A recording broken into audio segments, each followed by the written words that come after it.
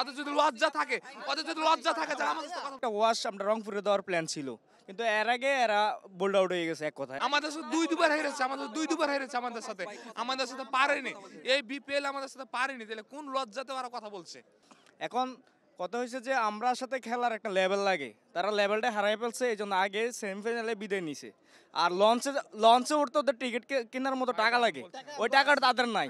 ওরা আজ এত খুশি, এটা সবাই জেনে গেছে যে রংপুর হচ্ছে শক্তিশালী টিম ছিল, বরিশাল আমাদের সাথে পারতো না, এই জন্য আমরা হেরে গেছি। ওরা অনেক খুশি যে ওদের ভয়, আমাদের সাথে দুবার হেরেছে, আমাদের সাথে পারেনি। এই বিপিএল আমাদের সাথে পারেনি, তাহলে কোন লজ্জাতে ওরা কথা বলছে?